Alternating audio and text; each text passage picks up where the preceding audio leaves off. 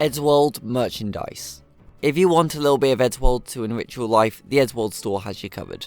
They've got plenty of shirts and posters and badges and all sorts of flair to express your love of the show, and by shopping directly instead of going through illegal bootleggers, you're supporting the creation of more cartoons. Everybody wins. But as iconic as some of these designs are, there are some weird ones hiding back there. The Eddsworld store has been around for so long, and there have been so many unique, weird, and wonderful items that I think it's about time to catalogue some of them in video form. I would never be able to cover every single Eddsworld branded shirt, pin badge, and bumper sticker ever sold to the masses, but I can certainly talk about a lot of them, starting from the very beginning. Ed did have a website in the very early days, but he did not have the capacity to run an online store. So as early as 2002, he set up his own Cafe Press account where he sold Eddsworld merchandise. Eddsworld merchandise. Most of it is pretty standard: hats, mugs, t-shirts, badges, that sort of thing. Some of it is genuinely very creative and worth getting your hands on, while a lot of it is just really weird. This messenger bag looks like a bootleg, and so does this throw pillow. Would you buy this Eddsworld wall clock, or this Eddsworld beer stein? What about this barbecue apron, or these boxer shorts? Eddsworld light switch cover. They actually sold this. This isn't some AI generated bootleg. You could officially buy a light switch cover to support Eddsworld in 2006. Move aside, Tommy Bear. This is going to be the hit toy that all the kids are asking for this holiday season. I honestly kind of love how amateur this whole storefront is. I wouldn't spend money on most of this stuff, but it is certainly quite a time capsule. I love all the niche in-jokes. I love that there are versions of the characters and Eddsworld logo from a bunch of different stages of development. I love that there's even some bendy stick merch here if that's what you're interested in. You could buy 100 of these things for 75 bucks. It's hard to say how many people actually bought anything from this site, but given most of this stuff has been discontinued for years, many of these products are certainly quite rare and hard to come by, especially when you consider the size of Eddsworld then compared to now. That being said, the Eddsworld Cafe Press is still open today. Not all of it is still available, but a lot of it is, and yes, you can still buy the bumper sticker. I'm in your car, Edward. There are several other places that Eddsworld has practiced commerce over the years, like there's Lulu.com, where they sold, and still sell, the Eddsworld book. I've talked about this thing a lot, because it's just so weird, but also really fun. Toaster Brains is a collection of nearly 100 of Ed's comic strips, packaged with some exclusive guest comics and some fun bonus stuff. The comics here are often much higher quality than the ones on the official website, and while there might not be a killer feature here that'd make you personally drop £16 on a book of freely available webcomics, owning this thing just makes me happy. In a similar vein, there's the Eddsworld DVD, which I've also talked about before. This was a collection of 3 Eddsworld episodes and 6 bonus shorts, manually burned on an iMac and sold at a convention in 2009. After that, it was never sold again and it became lost media. That was until Eddie Bowley found a copy and tweeted about it. He confirmed that everything on the disc was already available online and in a much higher quality, with the exception of the DVD menu, which he gladly shared a clean image version of. There'd also been an exclusive short on the DVD called Wienermobile, but that had already been found and shared online. There was also a recreation of the short by Cree and Coraline, who went so far as to recreate most of the DVD prior to Eddie's tweet. That's how I have this, by the way. I accidentally printed the cover kinda small, so I just slapped in a Blu-ray case, and it just works. This wasn't the only Eddsworld product sold at a convention, far from it. Look hard enough and you'll find plenty of images of stalls promoting miscellaneous Eddsworld merch or boxes of discontinued merchandise, but there's not really a complete document of everything sold at these events. Same goes for Shark Robot, which was the main Eddsworld store for many years, but the archive is so patchy it's hard to get a complete idea of everything that was on sale. Thankfully, we do have archivists looking to keep the past alive. The Ed Vault is a project led by Gonzalez, former host of the Lost Eddsworld Twitter account, and contributed to by a whole bunch of dedicated fans who want to preserve Eddsworld history. I could make an entire video about this archive. It's such a wonderful achievement which clearly took a lot of love and dedication, but for now it's a great source of merch information, along with this old thread on the Lost Eddsworld Twitter account. There's the famous ones like the Cruise Shop poster and this great monochrome design shirt, as well as the obscure designs that don't get much love nowadays. There are several weird designs like this burning cola shirt or this really metal hoodie design. There are some stickers here and plenty of pin badges. These were a staple of the Eddsworld store for some time. And then there's Eddsworld Comics Volume 1. I know nothing about this. With all of the bizarre merchandise that came out in the days before and during Shark Robot, it's almost kind of surprising how early on we got some of the designs that are still being sold today. Broccoli, kitten shopping, and not the face are the first things I think of when I imagine Eddsworld merch. Each of them features an iconic line or catchphrase corresponding to one of the boys, and the primary colour on each shirt matches their respective character. Given how instantly recognizable the guys are in their full color hoodies, I'm glad that we have such enduring designs that feature those colors so prominently. They're great whether you're a fan of Eddsworld as a whole or just love one particular character. Or maybe you're a vegan who just really likes broccoli, this shirt's for you as well. Also worth mentioning are the posters. In 2011, Ed made 3 movie-style posters based on 3 different episodes. What the Future, which was his favourite episode, Movie Makers, which was Tom's favourite, and Hammer and Fail Part 1 and 2 as a general fan favourite. They're wonderfully dramatic and a little bit over the top with harsh lighting and shading and silly taglines, and I'm very glad that Ed decided to make these an official product that you could buy. There's also this design, which might be the most instantly iconic Eddsworld imagery ever drawn. The general piggyback design has been around for ages. This one with Tom on top, building the Eddsworld logo, was designed in 2009, and it is the very first poster Ed ever made. You might think that this was the basis for the Eddsworld DVD case, but to my surprise, this poster was published several months after the DVD was announced. Maybe there's an earlier version of the poster that I don't know about, but as far as I know, the DVD case features the original piggyback design.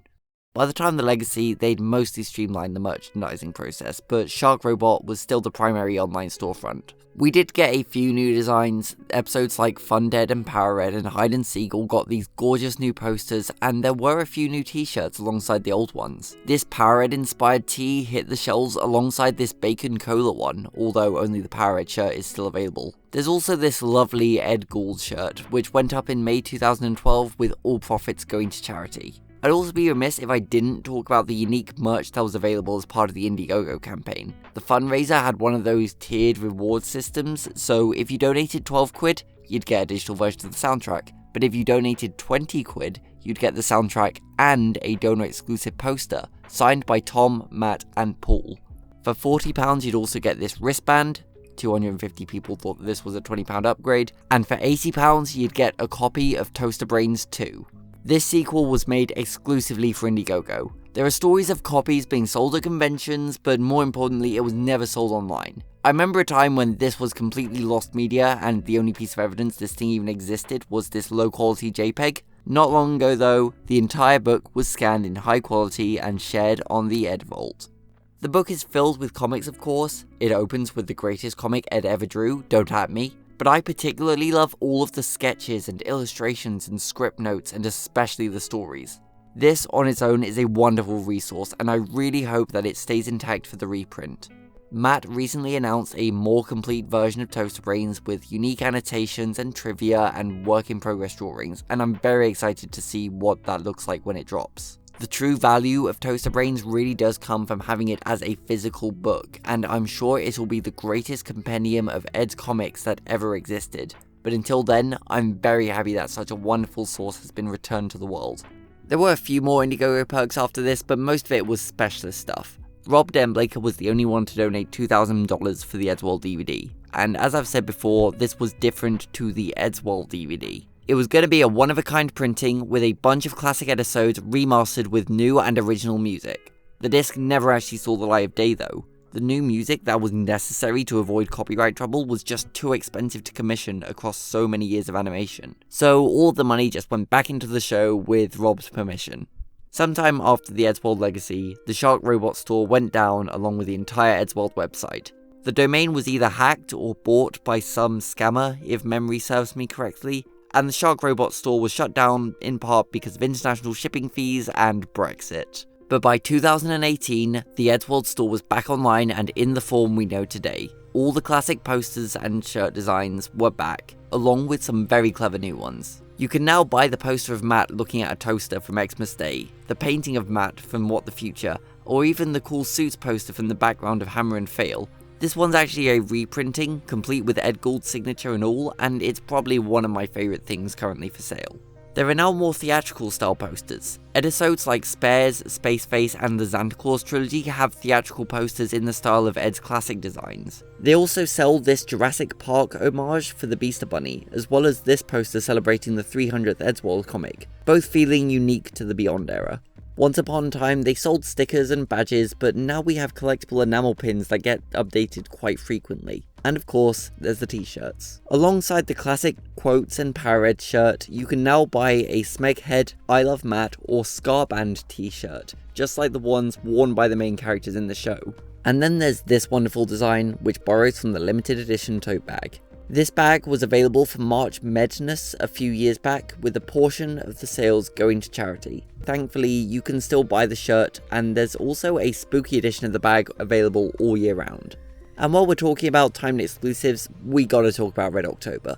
This was a Tord Appreciation Month in 2021 with Tord posts and fan art across all the different social media channels, and along with that we saw some Tord specific merchandise. There were plenty of posters. There was this fantastic Red Army propaganda style piece, a spooky zombie poster for Halloween, this remastering of a classic design, and this reimagining of the famous piggyback poster. The classic style character badges came back along with 2 enamel pin badges, one with Tord's original design and one with a more updated look in the legacy. I wonder which of these pins sold better.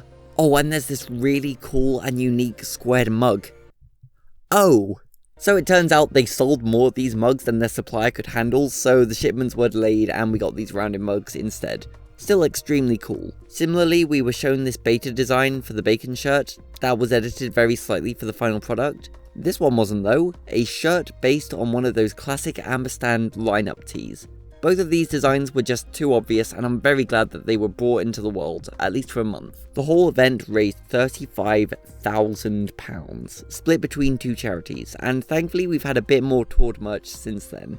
The following March we got this pin badge, and just this year we got the U2's vinyl figures. U2's specialise in these licensed vinyl statues. They've collaborated with several YouTubers in the past, and now they've worked with Eddsworld to create limited edition statues of the main 4 characters. Ed is midway through his zombie fighting, Matt is holding a cymbal playing monkey, and Tom is holding up his giant harpoon gun. Meanwhile, Tord is holding up his placard, the same one held on his Red October mug, and translating those numbers to letters, it spells out Norski, which was his car's number plate.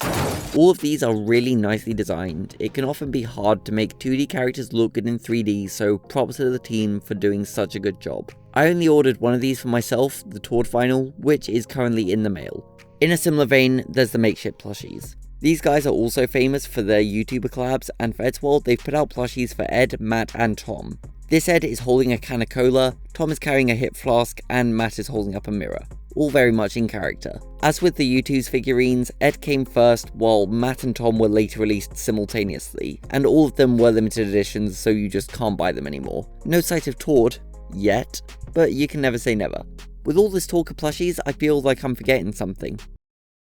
Oh yeah, I don't have one of these for some reason. Tommy Bear was perhaps the most obvious choice for merchandise next to Eddsworld's cereal. This lovable stuffed bear has appeared randomly in Eddsworld episodes for years. It's a super iconic Easter egg that was just begging to become a real toy. And it kinda already was for a time. Ed commissioned a real-life version of Tommy Bear in 2010 to give to Tom as a birthday gift, and Tom kept up the animated tradition by hiding it in the background of his own YouTube videos for years. In 2017 though, Tom passed the physical Tommy Bear on once more. Eddie Boley became a father to a little boy named Rick, and Tom was entrusted to be Rick's godfather. And as a gift to his godson, Tom entrusted the little boy with the one and only original Tommy Bear. Alright, let's get this little one out of the way. How's Tommy Bear? Alright, D-Mask. So, Tommy Bear's fine. He lives in my son's bed, and we do a whole little routine where we say goodnight to every teddy that Rick has in his bed. He has 10 in his bed. There's like barely any room for him, but he keeps adding more. So Tommy is one of the mainstays, and we say goodnight to him every night. And yeah, so that's where he is. He just lives. He's just happily. He's in my son's bed, and he's there every night. So that's where he is. I think it's a nice new life for Tommy, I think, just to be a treasured childhood toy for Rick. Obviously, the Beyond crew wanted to turn this guy into a real product. Thing is though, this bear doesn't really look like Tommy Bear, and given that it was a custom birthday gift, it wouldn't feel right to mass manufacture it. So after a couple of years of iteration, we got this new design which looks wonderful, and those who ordered early got a neat little pin badge as well. You'd think that being the guy who adopted this teddy as his online alias, I'd have at least bought one of these things for myself. Heck, I said that I would once upon a time, but I didn't, and now they're not selling them anymore. Maybe they'll come back in stock, but nothing in this life is ever guaranteed. I guess the issue is that I'm just not the biggest merch guy.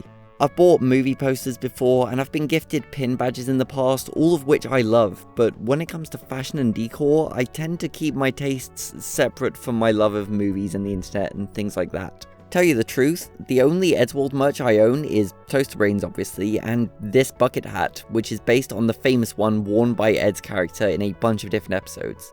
It appeared in the logo for a brief time, it even appeared in the very first Eddsworld animation, and I own it because I wanted a bucket hat, and I like the design. There are people who aren't like me though. I get the appeal. Owning a physical representation of something you love can connect you to a community, and if someone recognizes that expression of yours, it can be a gateway to even more connections. And if all of that can be done while supporting a project you love, well, that can only be a good thing.